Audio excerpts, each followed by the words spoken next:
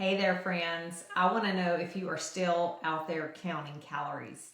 And if you are, I want to know why in the world you are doing that. So let me go ahead and give you permission to never count calories again. And I know you probably lived by this for a very long time, as long as you can probably remember, and you say it's how you maintain your body weight, right? Well, I have a question for you, and that is, how's that been working for you so far? I want to dive into a way to help you reset your mindset and reset your body, because the truth is that your body is not a calculator, and there is a huge difference between 100 calories of broccoli and a 100 calorie snack pack that's filled with junk. So I know both contain 100 calories, but they are sending two different signals to the body when it comes to nutrients, and your body does not know how to interpret 100 calorie snack packs because they're filled full of preservatives and junk food that was never really intended to fuel your body in the first place. And I get this question all the time: how many calories should I eat? And I don't eat this certain food because it has too many calories, right? And I remember the days of counting calories, so I try not to judge too harshly, but those app trackers and all those things, they nearly killed me.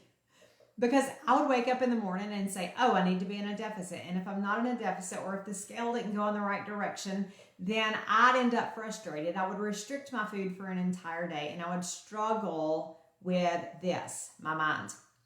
And I want to encourage you today to do something that I did many years ago, and that was throw out the scale. Because we become way too obsessed with it. Why in the world do we give these calories so much credit? And these are all questions that I started asking myself so many years ago when I realized that this scale was dictating how I showed up for an entire day. And if I messed up on my calorie counting, I would feel so guilty by the end of the day. And I finally threw out the scale. Now that I have so much more freedom around food. I'm leaner, I'm happier, and I actually feel good in my body for the first time in a long time. So you can truly get better with age, and I'm living proof, and I want to help you learn how to do that. So by the time I connect with my clients, they are going through a lot of this same thing that I was going through, this scale cycling, calorie counting, all those different things, and they're practically starving themselves for the sake of losing weight. And this really is what is leading to a lot of this unhealthy obsession around weight and food. And the truth is that we're just not fueling our bodies with the right things. So today I'm going to leave you with a few tips to help you understand why it's not important for us or even realistic for us to count calories. And I hope this turns you in the other direction. The first thing I want you to think about is that you're failing at this because you're focusing on the wrong things. Number one, fad diets are not sustainable.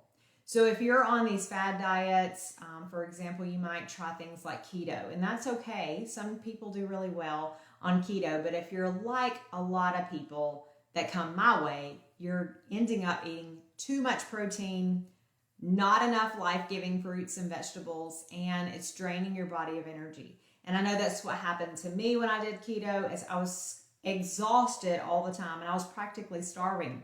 Well, the truth is that I was starved of nutrients because I was eating a lot of fat, but that's where I was getting most of my energy from, and I needed more nutrition.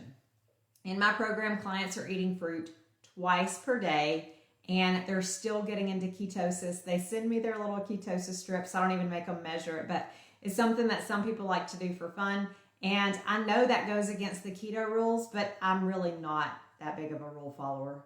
I used to be, but not anymore. I make my own rules. So, number two, you are not focusing on decreasing toxins and inflammation. Oh, I know, it's such health talk, right? The truth is that you can do this really simply by eating the right foods. Those are things like beets, dandelion greens, lemon, grapefruit. They're all great for the liver, and they're important because they help you reduce toxins in your body. And that's just a few examples, but eating a whole food diet is the best way that you can heal your body. And you don't really have to focus on the calories, because if you're eating whole foods, like the foods that I mentioned, you see that they don't really carry a lot of calories. If you compare those to some of those packaged foods that you're overeating, then you can see why you're having such an imbalance there. Speaking of imbalance, number 3 is your blood sugar is not balanced when you're eating these crazy snacks and you're trying to count calories and you're trying to follow the fad diets and do all those things. If your blood sugar isn't balanced, then you're going to find yourself crashing after meals. That's it, period. And you're going to have cravings because you haven't fueled your body appropriately. Here's what I love to say, and that is that you cannot eat dead food and expect it to give you life. You want to do something that's more whole food based for your body if you really want to balance your blood sugars and eliminate those cravings. I do have a free guide you can download. If you would like that, let me know and I can give you access. Let's talk about number 4, and this is the final one. You don't have the right mindset. I'm huge on mindset. This is one of the first things that I shifted when I started my own health journey, and it's one of the things that I focus on with all of my clients, and that's because it's huge. The psychological component is so much bigger than willpower alone. And if you're dependent on willpower, then you're going to fail every single time because you end up sabotaging yourself with behaviors. And those are typically just habits that you've created over time, bad habits, that you need to really replace with good habits. So when you're nourishing your body appropriately, you're going to eat fewer calories and you don't really have to worry about counting calories ever again. So if you would like more information on how to live your best life without calorie counting, how to lose weight without calorie counting, then I would love to connect with you. I do have a short application process for my program, and if you would love more information on that, then I would love to see if we were a good fit. Hey, either way, stop counting calories and enjoy the rest of your awesome day.